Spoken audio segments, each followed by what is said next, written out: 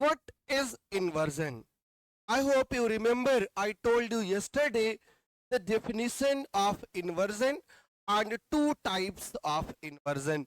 कल इसकी हमने बात करी थी. इन्वर्जन वो होता है जब वर्ब पहले आती है सेंटेंस में और सब्जेक्ट बाद में आता है. वर्ब पहले आती है और सब्जेक्ट बाद में आता है, इसी को इन्वर्जन कहा जाता है. इन्वर्जन का मतलब होता है रिवर्स कर देना. राइट, रिवर्स कर देना किसको? जो जनरल स्ट्रक्चर होता है सेंटेंस का. जनरल स्ट्रक्चर क्या होता है? जनरल स्ट्रक्चर होता है सब्जेक्ट और सब्जेक्ट के बाद वर्ब आना. ये जनरल स्ट्रक्चर है. जैसे he goes, ये जनरल स्ट्रक्चर है. और जब आप सब्जेक्ट ही है, गोज वर्ब है, नॉर्मल स्ट्रक्चर है. और जब आप इस स्ट्रक्चर को पलट दोगे, इन्वर्जन बना दोगे. इन्वर्जन कब बनेगा? इन्वर्जन बनेगा जब आप वर्ब को पहले लिख दोगे और सब्जेक्ट को बाद में लिखोगे. जैसे देयर गोज ही, अब ही बाद में आया है और ये सब्जेक्ट बाद में और वर्ब पहले आ गया है, इसी को इन्वर्जन कहा जाता है. और ये ग्रामर में एडवर्ब का पार्ट होता है इन्वर्जन. राइट, ग्रामर में एडवर्ब का पार्ट होता है इन्वर्जन, क्योंकि ज्यादातर एडवर्ब के साथ ही ये क्वेश्चन बनाते हैं इन्वर्जन का. Subject followed by verb, this is the normal structure. और वर्ब फॉलोड बाय सब्जेक्ट ये होता है इन्वर्टेड स्ट्रक्चर, इन्वर्जन का स्ट्रक्चर. बट हमेशा ये ध्यान रखिएगा कि वर्ब कहीं भी हो, पहले हो या बाद में हो, आएगी वो सब्जेक्ट के हिसाब से. वर्ब का अपना कोई हिसाब नहीं होता. देयर गोज ही में ही सब्जेक्ट है और गोज उसके पहले आया है. ही सिंगुलर है इसलिए गोज आया है. अगर वहां पर हम प्लूरल वर्ब करते थे तो सब्जेक्ट प्लूरल होता, तो ही हम प्लूरल वर्ब कर पाते. Clear? Hardly had he visited the town. Hardly had he visited the town. अब देखिए यहां पर सब्जेक्ट क्या है?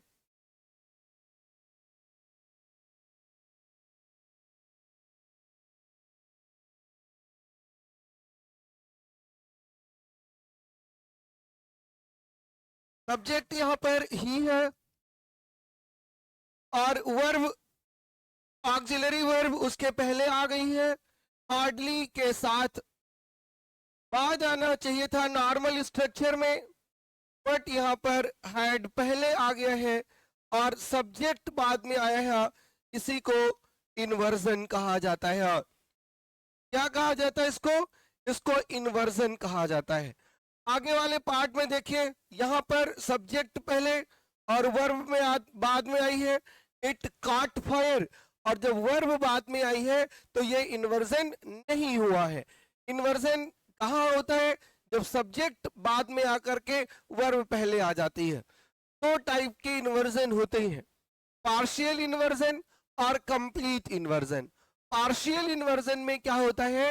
ये सेंटेंस देखिए, पार्शियल इन्वर्जन का है क्योंकि हेल्पिंग वर्ब तो पहले आ गई है और मेन वर्ब बाद में आई है. हेल्पिंग वर्ब पहले आ गई है, मेन वर्ब बाद में आई है. और जहां पर ऑक्सिलरी वर्ब पहले और फिर सब्जेक्ट और फिर मेन वर्ब आता है, यह स्ट्रक्चर जहां होता है इसको पार्शियल इन्वर्जन कहा जाता है. क्या कहा जाता है? पार्शियल इन्वर्जन कहा जाता है. और जहां पर सब्जेक्ट पहले ना करके पूरी वर्ब ही पहले आ जाए और फिर सब्जेक्ट आए, इसको कंप्लीट इन्वर्जन कहा जाता है. राइट, ये इन्वर्जन के दो टाइप्स हैं, कंप्लीट इन्वर्जन और पार्शियल इन्वर्जन. कंप्लीट इन्वर्जन का मतलब है कि वर्ब सब्जेक्ट के बाद ही आएगी पूरी तरीके से, और पार्शियल में ऑक्सिलरी वर्ब पहले आ जाती है और सब्जेक्ट बाद में आता है, और उसके बाद मेन वर्ब आता है। कोई डाउट हो इतने में तो बताओ, फिर प्रोसीड करते हैं। कोई डाउट इतने में, जितना अभी तक बोला है बोर्ड देख लीजिए पूरा। अगर कोई क्वेश्चन है, कोई समस्या है, कोई डाउट है तो बता दीजिए।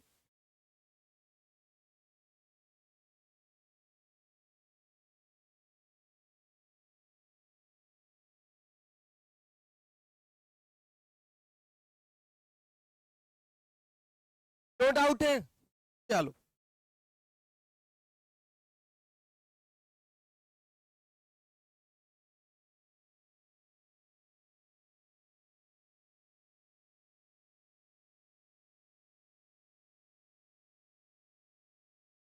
यूसेज पर आते हैं। यूसेज ऑफ इन्वर्जन, अभी यही बताने चल रहा हूं विकास, बस ध्यान रखिए थोड़ा सा। आफ्टर कंप्लीटिंग द क्लास कोई भी डाउट आपके पास रह नहीं जाएगा। इन्वर्जन कहाँ कहाँ पर यूज होता है, कैसे कैसे यूज होता है। अगर कोई सेंटेंस किसी नेगेटिव वर्ड से शुरू हो रहा है, या कोई सेंटेंस किसी नेगेटिव फ्रेज से शुरू हो रहा है, नेगेटिव वर्ड या नेगेटिव फ्रेज से शुरू हो रहा है, तो वहां पर वर्ब पहले और सब्जेक्ट बाद में आता है। राइट, वर्ब पहले और सब्जेक्ट बाद में आता है। जैसे नेगेटिव वर्ड है हार्डली, नेगेटिव वर्ड है स्कार्सली, नेगेटिव वर्ड है नेवर, नेगेटिव वर्ड है सेल्डम, नेगेटिव वर्ड है rarely, hardly, scarcely, never, seldom, rarely. Negative phrase में देखिए, no sooner, neither, not,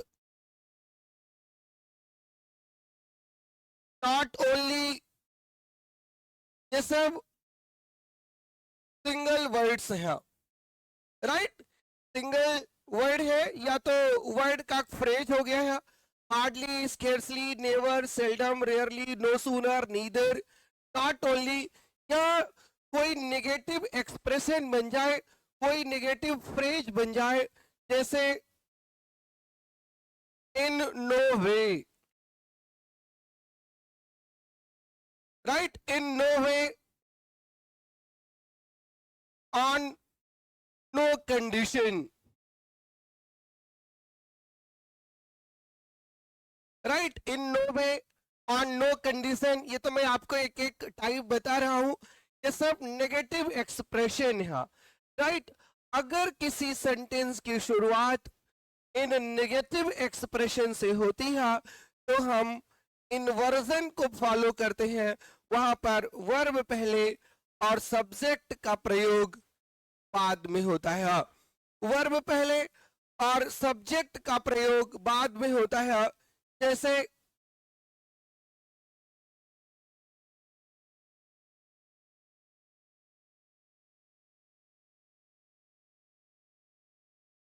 hardly,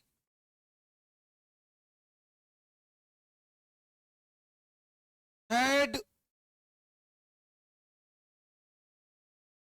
he, reached. Hardly had he reached home when it started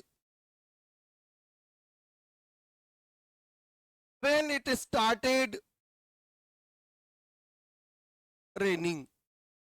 वो घर पहुंचा ही था कि बारिश शुरू हो गई। राइट, वो घर पहुंचा ही था, लगभग नहीं पहुंचा था कि बारिश शुरू हो गई। कि हार्डली नेगेटिव एक्सप्रेशन है, हैड पहले आया है, सब्जेक्ट बाद में आया है और मेन वर्ब पहले आया है। अब अगर आप इस सेंटेंस को ऐसे लिख दो, पलट के लिख दो, पलट करके कैसे लिखेंगे? He had hardly reached home. He had hardly reached home. अगर आप इसको ऐसे भी लिख दो ना, तब भी सेंटेंस करेक्ट है। सेंटेंस तब भी करेक्ट है, चाहे तो आप इस तरीके से लिखो और चाहे इस तरीके से लिखो। हाँ, गलत ये तब होगा जब आप इसको ऐसे लिखोगे, hardly he had reached home. Hardly he had reached home जब आप इस तरीके से लिखोगे, तब आपका सेंटेंस क्या हो जाएगा? तब आपका सेंटेंस गलत हो जाएगा। ये भी करेक्ट है, ये भी करेक्ट है और ये इनकरेक्ट हो जाएगा। अगर कोई सेंटेंस हार्डली, स्केर्सली, बेयरली, रेयरली से शुरू होता है तो वर्ब को पहले और सब्जेक्ट को बाद में लाते हैं, उसको इन्वर्ट कर देते हैं, उसको पलट देते हैं। क्लियर? सब्जेक्ट पहले और वर्ब बाद में लाएंगे। अगर सेंटेंस शुरू हो रहा है हार्डली, स्कार्सली, बेयरली से तो, और अगर नहीं हो रहा है तो ध्यान रखिएगा, फिर नॉर्मल स्ट्रक्चर ही आपका करेक्ट हो जाएगा। क्लियर है? कोई doubt? No doubt?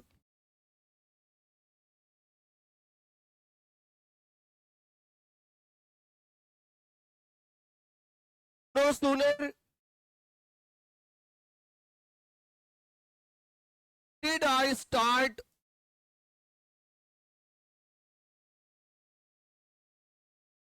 no sooner did I start the class than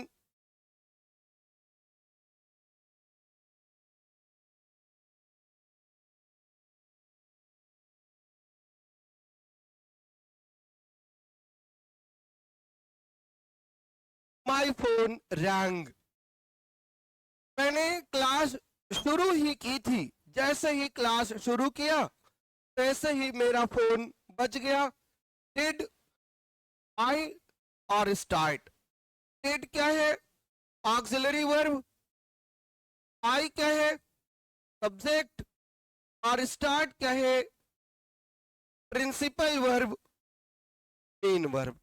ये इन्वर्जन का पैटर्न है। क्लियर? कोई डाउट हो तो बताओ। पेपर में कैसे क्वेश्चन बन करके आ जाएगा? पेपर में बनकर आ जाएगा, no sooner I started the class. No sooner I started the class बन करके आएगा और आपका आंसर ए होगा करेक्शन में। दूसरी बात यह है हार्डली और नो सूनर की, ध्यान रखिएगा। हार्डली और स्कार्सली के बाद जो दूसरी वाली क्लास शुरू होती है वो व्हेन से शुरू होती है। और नो सूनर कंपैरेटिव है, सून का कंपैरेटिव सूनर होता है, इसलिए इसके साथ देन का प्रयोग होता है। और पेपर में कभी कभी यहाँ पर व्हेन लग करके आ जाता है और यहाँ पर देन लग करके आ जाता है, तो देन और व्हेन से बचिएगा। सूनर कंपैरेटिव है तो देन लेगा, हार्डली कंपैरेटिव नहीं है तो व्हेन लेगा। क्लियर जी? मोटा मोटा यही समझ लो फिरोज। अब क्लियर? कोई डाउट?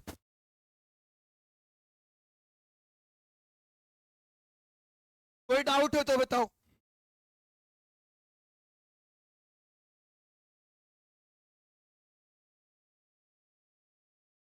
ओके जी, बिफोर भी आ सकता है, बिल्कुल।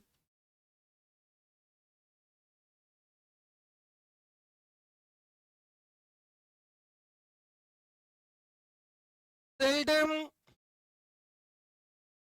have I met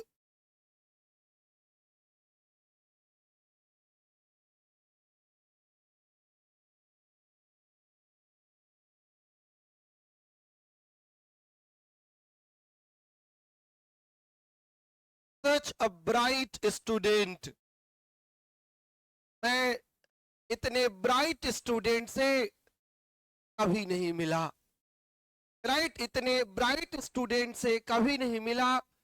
seldom have I met, seldom negative होता है, इसके साथ नॉट का प्रयोग नहीं करते, सेल्डम मींस नेवर, और इसके साथ किसका प्रयोग करेंगे, इन्वर्जन का।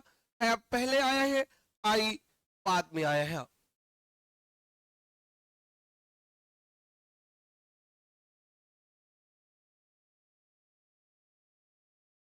I have seldom met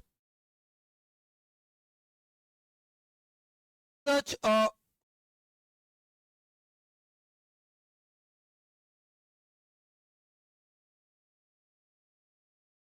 bright student।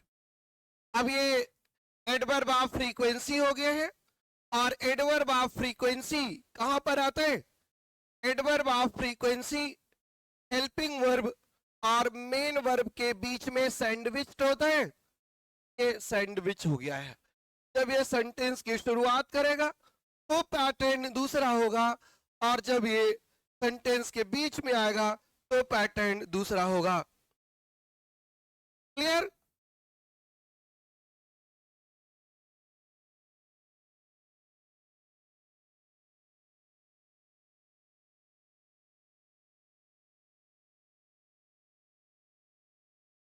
Scarcely does he attend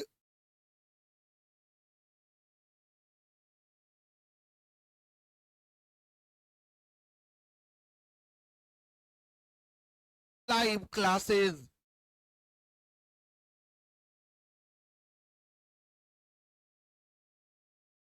barely did my father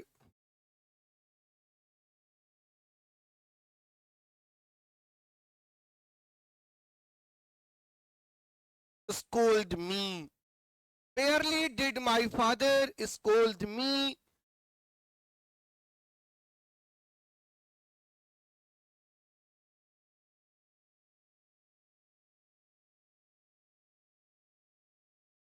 never does Ajay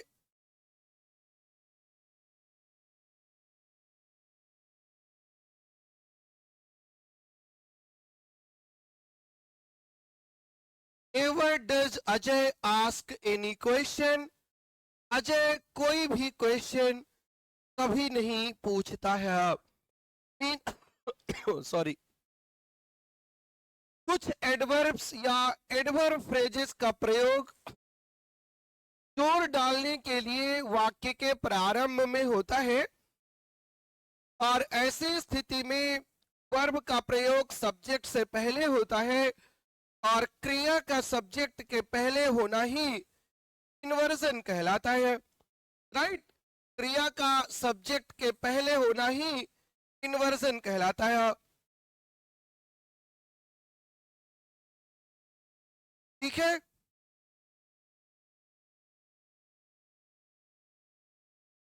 हमेशा एडवर्बियल पहले आने पर इन्वर्जन होगा। नहीं चेतना, फार्मूला मत बनाओ बेटा, हमेशा ऐसा नहीं होगा। अभी कुछ ही ऐसे केसेस बनते हैं जहां पर पहले होता है, और उन्हीं की आपको बात बता रहा हूं, हमेशा नहीं होता। हमेशा होता फिर तो फार्मूला की जरूरत ही नहीं होती, फिर तो वो होता ही रहता, फिर तो हमें आपको पढ़ने की क्या जरूरत थी, है ना। कोई भी एडवर्ब हो तो आप ऐसा नहीं करेंगे। फिलहाल निगेटिव पर आ जाओ, निगेटिव से भी एक और बताएंगे जहां पर पॉजिटिव में भी बनता है। Clear?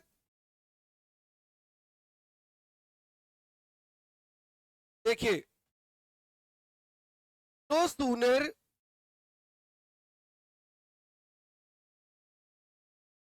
had he met his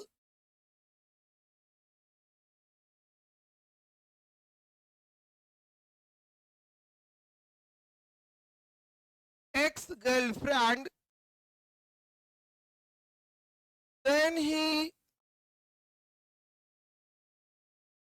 fainted। जैसे ही वो अपने एक्स गर्लफ्रेंड से मिला, फेंट हो गया, मूर्छित हो गया। इतनी पावरफुल थी वो कि देखते ही होश उड़ गए इनके, तो ये नो सूनर नेगेटिव हो गया है, एडवर्ब है। अब नेगेटिव हो गया है, एडवर्ब है, तो हैड पहले आ गया है और ही बाद में आया है, इन्वर्ट हो गया है। अब अगर हम इसको नेगेटिव से इंट्रोड्यूस ना करके पॉजिटिव एडवर्ब से इंट्रोड्यूस कर दें, जैसे नो सूनर का पॉजिटिव क्या होता है? नो सूनर का पॉजिटिव होता है as soon as. As soon as, अब ये पॉजिटिव हो गया है और जहां ये पॉजिटिव हुआ वहां पर अब इन्वर्जन नहीं करोगे, अब सब्जेक्ट पहले आएगा और ऑक्सिलरी बाद में आएगी। तो sooner as soon as he met his ex girlfriend, और फिर लगेगा कामा, ही फेंटेड। देन भी नहीं आएगा और अब यहां पर इन्वर्जन भी नहीं आएगा। समझ आ गया चेतना? नेगेटिव में ही हम इन्वर्ट करेंगे, पॉजिटिव में हम इन्वर्ट नहीं करेंगे। क्लियर? पॉजिटिव में इन्वर्ट नहीं करेंगे। एक फार्मूला लगे हाथ और यहां पर देख लो कि जब हार्डली स्केर्सली आता है ना, तो हम जनरली हैड का प्रयोग करते हैं, जनरली हैड का प्रयोग करते हैं। बट अगर वो नो सूनर है, नो सूनर के साथ हम डिड का भी प्रयोग कर सकते हैं।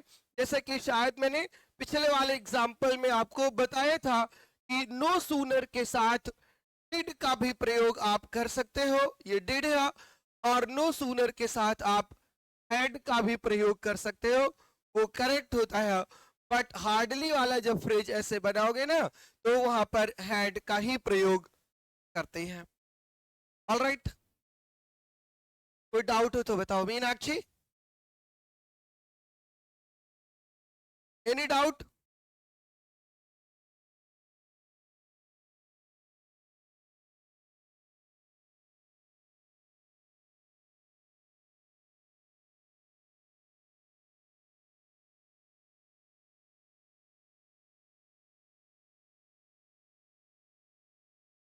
प्रोसीड कर सकते हैं।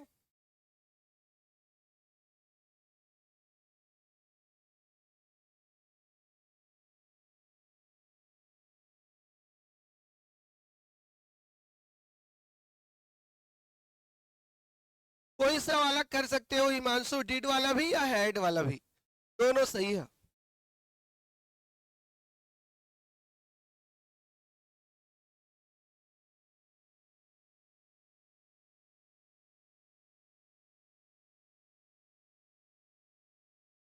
Under no circumstances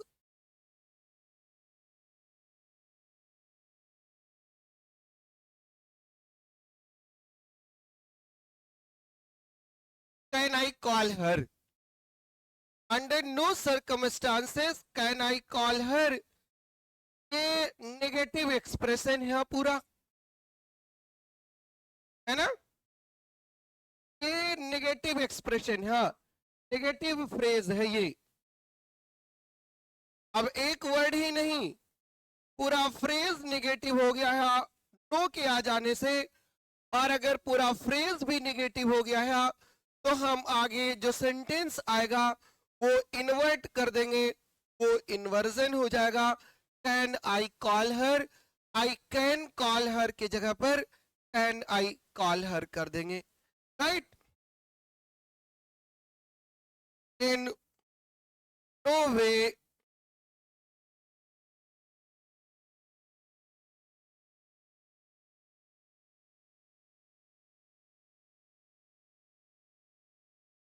will she give in, किसी भी हालात में वो सरेंडर नहीं करेगी। Under no way will she give in, ये नेगेटिव एक्सप्रेशन है और नेगेटिव एक्सप्रेशन के बाद इन्वर्जन बनता है, हेल्पिंग वर्ब पहले और सब्जेक्ट बाद में, और फिर मेन वर्ब का प्रयोग करते, राइट? ये इन्वर्जन का अपना रूल है, राइट? किसी भी परिस्थिति में वो सरेंडर नहीं करेगी, राइट? अरे रुक जाओ भाई, क्यों परेशान हो? एक एक पे चलो विकास, एक एक पे चलो। अभी round the corner, under the roof, on the roof, under the tree, in the garden, अभी सब पर आते हैं। डोंट बी इन हरी। आज की क्लास में इतना इन्वर्जन हो जाएगा कि आप इन्वर्ट हो जाओगे, राइट? आपका ही इन्वर्जन हो जाएगा, कभी फिर गलत नहीं होगा, राइट? देखो आशवी और एक स्टेप आगे चलती रहती है सिर्फ ये बताने के लिए कि मुझको ये वाला भी आता है। अरे आपको बहुत आता है, मुझे पता है आपको बहुत आता है। You are a veteran in the field of grammar, I am a fresher, I am a novice, but don't जज me on your pattern, on your knowledge. बहुत सारे स्टूडेंट्स हैं जिन सबको समझना होता है, थोड़ा स्लो चलिए। हाँ, बचपन से सिखाया जाता था ना, slow and steady wins the race. और जो बहुत तेज दौड़ते हैं ना, बहुत जल्दी थक जाते हैं, और जो बहुत जल्दी थक कर बैठ जाते हैं वो रेस नहीं जीता करते। रेस जीतने के लिए कंसिस्टेंसी जरूरी है, और कंसिस्टेंसी के साथ जरूरी है कमिटमेंट। ना, कंसिस्टेंसी के साथ जरूरी है कमिटमेंट। मैंने शुरू में कहता हूं in the beginning of the class कि अगर कोई डाउट हो तो पूछ लो, अगर कोई डाउट हो तो पूछ लो। लास्ट क्लास जब होती है ना, लास्ट में, तब भी यही पूछता हूं, कोई डाउट हो तो पूछ लो। और इन दोनों के बीच में वही उतनी चीजें पूछा करिए जो तुरंत की समझ में ना आई हो। आप आगे पीछे की ना पूछा करिए, पूरी क्लास डिस्टर्ब हो जाती है, और फिर एक के चक्कर में सारे परेशान हो जाते हैं। फिर उनको लगेगा कि सर यहाँ से वहां कैसे पहुंच गए, तुरंत हमारा ही वहां पर डाइग्रेशन होने लगेगा, यहाँ से वहां कहाँ पहुंच गए, फिर वहां से यहाँ लौट के आना है। तो एक सिस्टम है, सिस्टमैटिक चलिए, स्लोली चलिए। At the end of the class कुछ छूटेगा तो जरूर मैं कंसीडर करूंगा, उसको फिर बताऊंगा।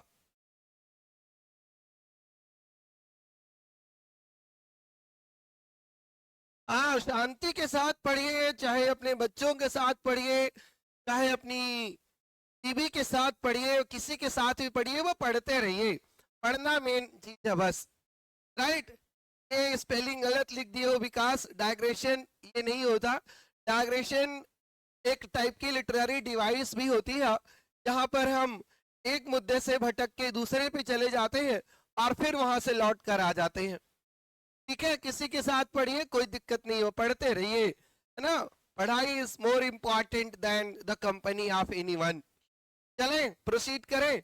Under no circumstances, in no way, ये दोनों नेगेटिव एक्सप्रेशंस हैं। हाँ, और जब नेगेटिव एक्सप्रेशंस हैं तो उनके आगे जो सेंटेंस बनेगा वो इन्वर्ट हो जाएगा, वो पलट जाएगा।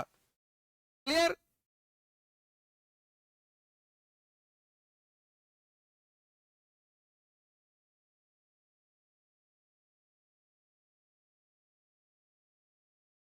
Eight no time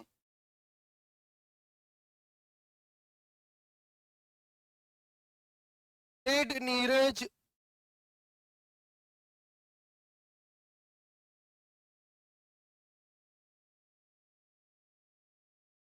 understand the pun. In no time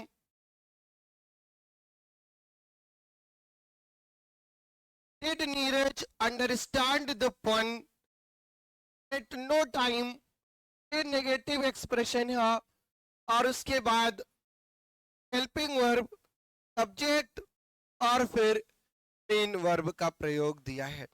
हमारी आदत होती है, जो हमको आता है तो हम ओवर रिएक्ट करते हैं, जो कि गलत है। पहले सुने ध्यान से, देखो फिरोज ने भी आपको इतनी पाठ पढ़ा दिया, इतना क्यों परेशान हो? अभी आपको एक एग्जाम्पल बताया था ना पॉजिटिव वाले फ्रेज का, एज सुन एज इन्वर्सन नहीं हुआ था ना, नेगेटिव वाले पर ही हुआ था। पेशेंस रखो थोड़ा। इयागो कहता है ना, how poor are they who have no patience, है ना? कितने बेचारे गरीब लोग होते हैं वो, जिनके अंदर पेशेंस। एक पर आओ, इकट्ठे बंडल मत करो, नहीं गड़बड़ हो जाएगी, right? At no time did Neeraj understand the pun. At no time एक नेगेटिव एक्सप्रेशन है, एक नेगेटिव फ्रेज है, और एट नो टाइम का मतलब है तुरंत, राइट? एट नो टाइम का मतलब होता है तुरंत, और जो तुरंत हिंदी में तो पॉजिटिव है, जैसे नो सूनर। नो सूनर का भी मतलब होता है तुरंत, बट वो एक्सप्रेशन लुक्स नेगेटिव ना, नेगेटिव उसका स्ट्रक्चर है। हाँ, और जहां नेगेटिव स्ट्रक्चर होता है वहीं पर हम इन्वर्ट कर देते हैं सेंटेंस को वर्ब पहले ले आते हैं। Clear?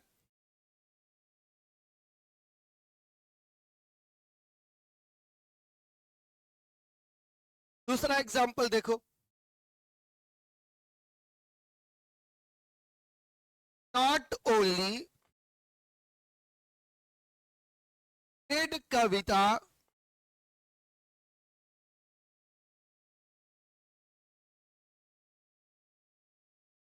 Right well but also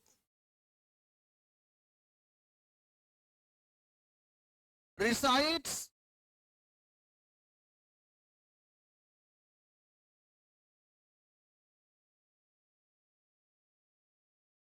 excellently. Not only did Kavita write well, but also recites excellently. Right? ये not only आ गया है, निगेटिव फ्रेज है, और जहां निगेटिव फ्रेज है वहां पर इन्वर्जन आ जाएगा, helping verb followed by subject followed by main verb, inverse हो जाएगा। नॉट ओनली बट आल्सो के साथ क्या होता है, not only but also connector है, और ये टू इक्वल पार्ट्स को जोड़ते हैं, चाहे दो सब्जेक्ट को जोड़ दें, चाहे दो वर्ब्स को जोड़ दें, चाहे दो ऑब्जेक्ट को जोड़ दें, चाहे दो सेंटेंस को जोड़ दें, चाहे दो क्लॉजेस को जोड़ दें, दो फ्रेजेस को, किसी को भी जोड़। बट जब नॉट ओनली बट आल्सो दो वर्ब्स को जोड़ रहे हो, टू वर्ब्स को कनेक्ट कर रहे हो इन्वर्जन का, तो तभी आएगा नंबर। और जब ये टू वर्ब्स को कनेक्ट कर रहे हो तो नॉट ओनली जो पहली वाली वर्ब है उसके साथ इन्वर्ट हो जाता है सेंटेंस, उसके साथ इन्वर्जन लग जाता है। Clear? Not only did she dance but also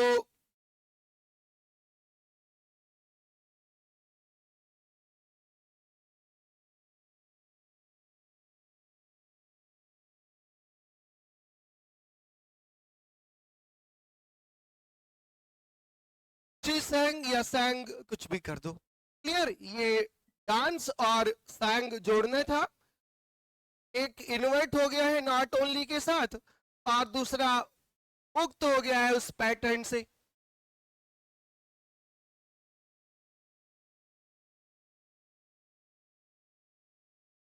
ठीक है? कोई डाउट हो तो बताओ, कोई क्वेश्चन रह गया हो तो बताओ।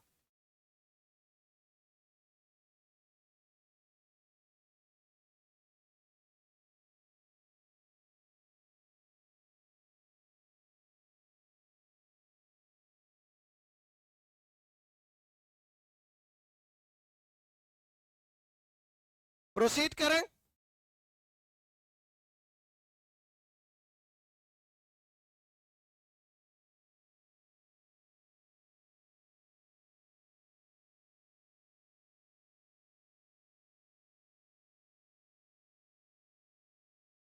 ऐसे एडवर्ब्स जो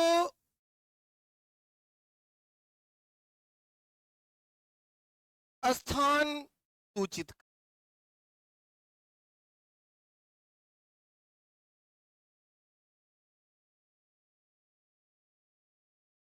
स्थान सूचित करने वाले एडवर्ब्स,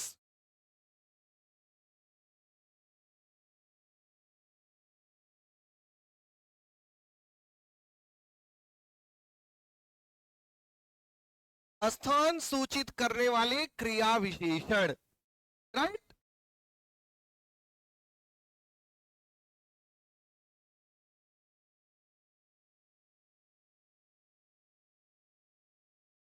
एडवर्बियल फ्रेज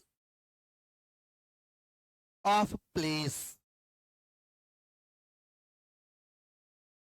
अगर कोई सेंटेंस किसी एडवर्बियल फ्रेज ऑफ प्लेस से शुरू होता है। एडवर्बियल फ्रेज ऑफ प्लेस से शुरू होता है कोई सेंटेंस, तो वो भी इन्वर्जन ले लेता है। Right, if a sentence starts with an adverbial phrase of place, जैसे under the tree,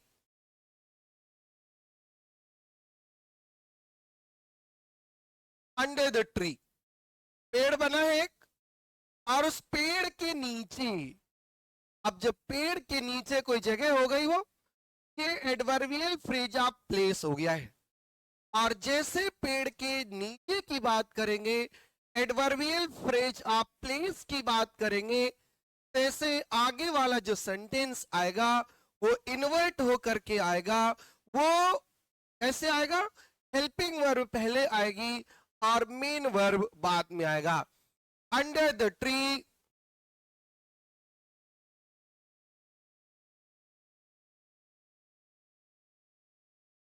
was lying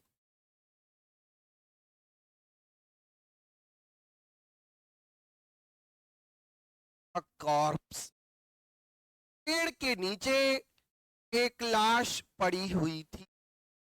under the tree was lying a corpse, पेड़ के नीचे एक लाश पड़ी हुई थी। ये एडवर्बियल फ्रेज ऑफ प्लेस है और ये वर्ब है, ये इन्वर्जन है और ये उसका सब्जेक्ट है। राइट, एडवर्बियल फ्रेज है और फिर उसका इन्वर्जन है और फिर सब्जेक्ट आया है। दूसरा एग्जांपल देखिए, जो विकास ने पूछा था, राउंड द कॉर्नर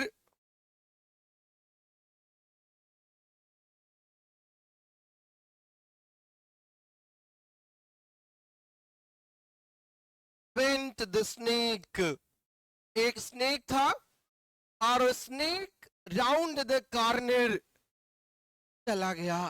कहा? Round the corner.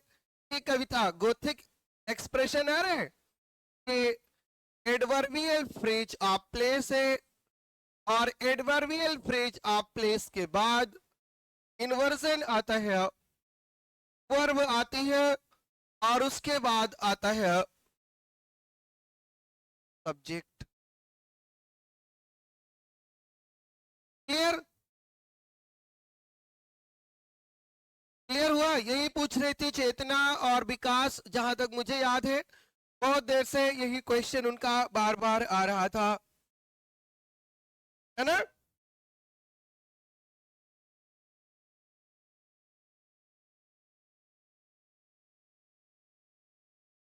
On a हिल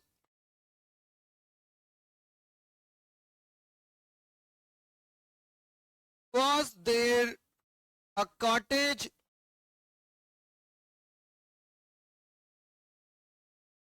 पहाड़ पर एक कॉटेज था।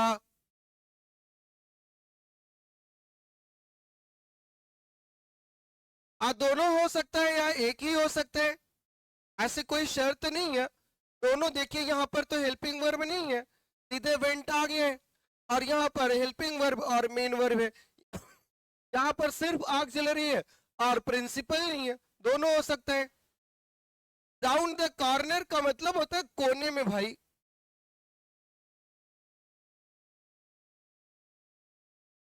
Clear?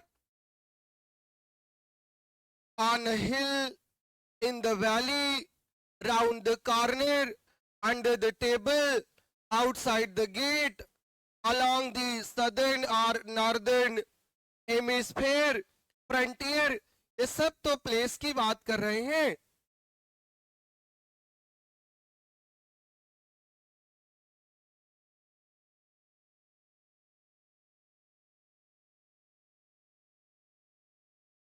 outside the gate,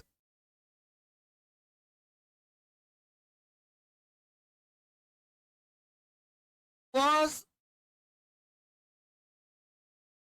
Kajal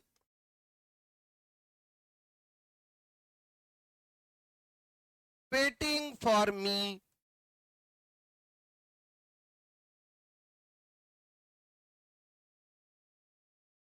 Under the table,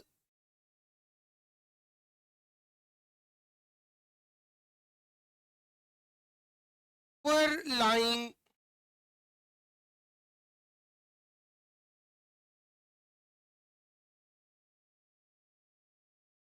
many books, right?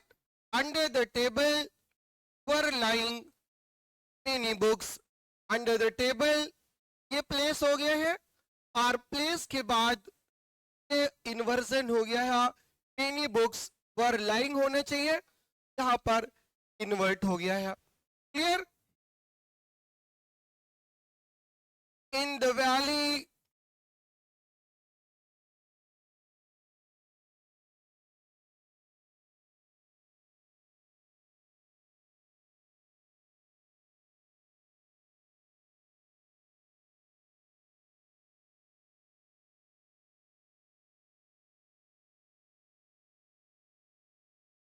lived there a ghost.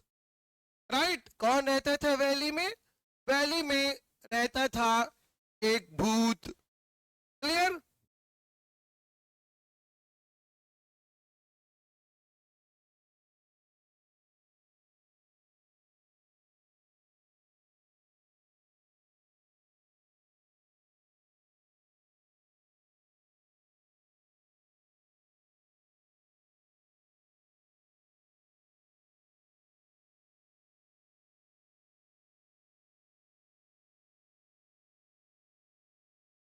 In the front of the door was standing a stranger. बिल्कुल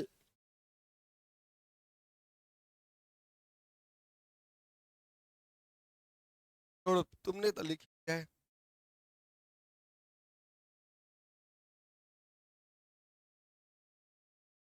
In the corner of the room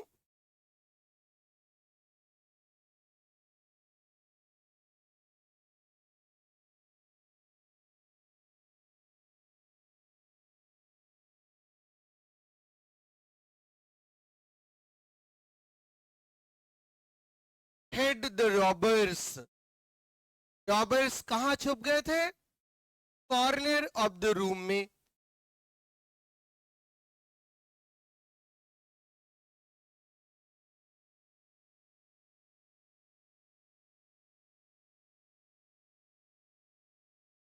clear?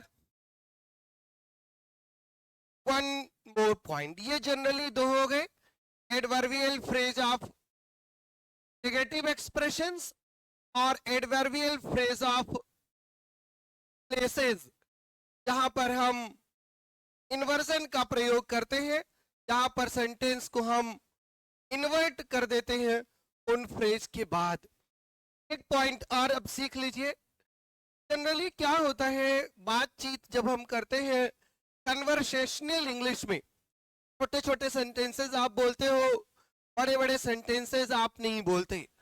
और उन छोटे छोटे sentences का जो जवाब होता है, जो रिप्लाई होता है, या उसका कॉम्प्लीमेंट होता है, वो उसको पूरा करने के लिए बोला जाता है, वहां पर भी हम इन्वर्जन का प्रयोग कर देते हैं. उन छोटे छोटे सेंटेंसेस के लिए भी सेंटेंस इन्वर्ट हो जाता है.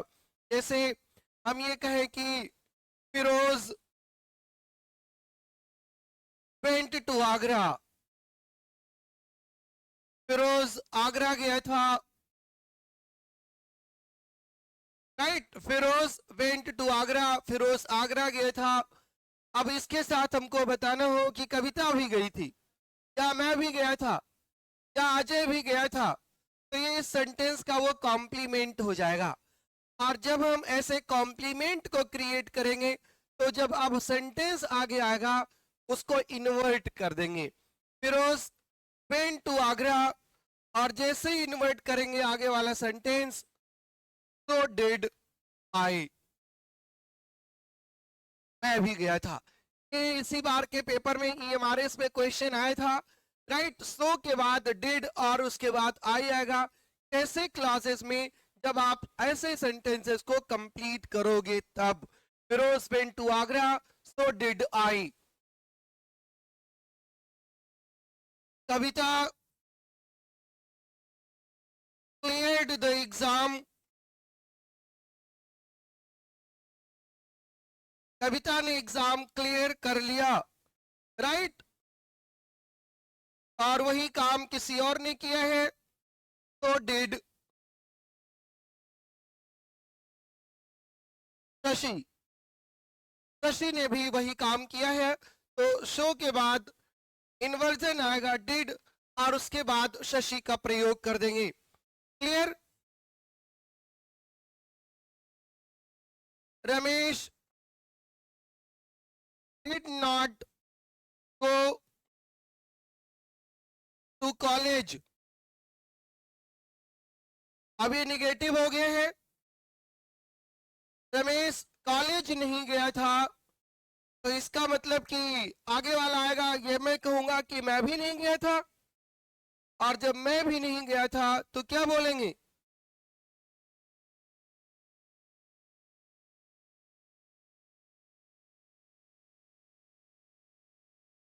Neither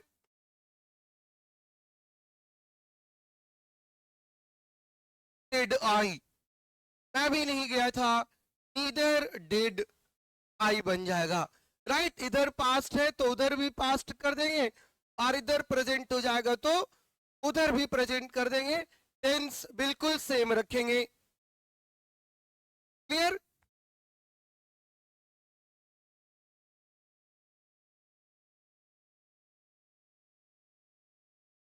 He did not go there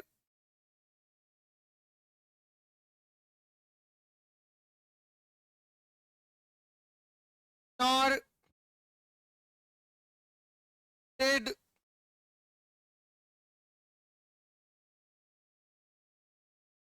his parents। वो वहां नहीं गया था, ना तो उसके पेरेंट्स। ये Kavita very good.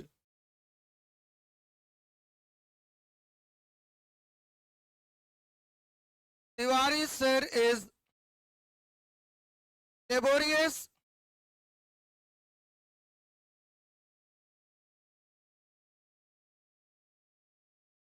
so are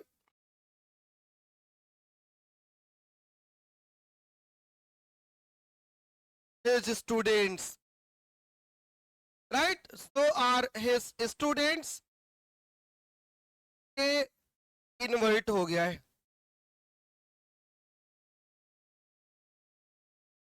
clear हुआ? अब कोई डाउट, कोई क्वेश्चन?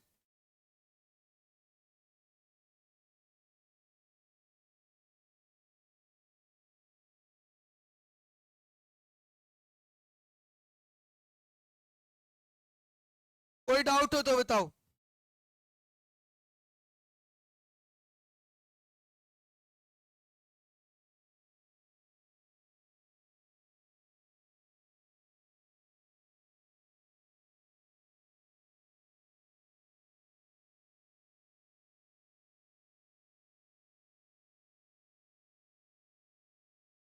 प्रेजेंट में भी यूज होगा मीनाक्षी। देखिए ये वाले सेंटेंस प्रेजेंट नहीं है, प्रेजेंट में भी यूज होगा ये।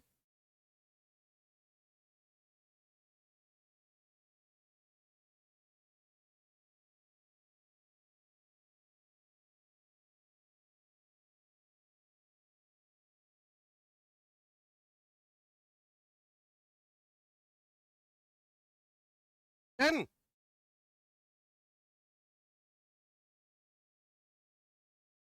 neither did his parents। बिल्कुल हो सकता है यार, कोई दिक्कत नहीं है, बिल्कुल सही है। I was dancing on the music, so was my sister। Yes। यहीं पर अब एडवर्ब होता है खत्म। एडवर्ब की ये लास्ट क्लास थी। अब एडवर्ब में आपके कुछ बच नहीं रहा है सिवाय एक्सरसाइज के। कोशिश करेंगे कल कुछ क्वेश्चंस लेकर के आए एडवर्ब पर, और देखते हैं कि कितना सीखा है।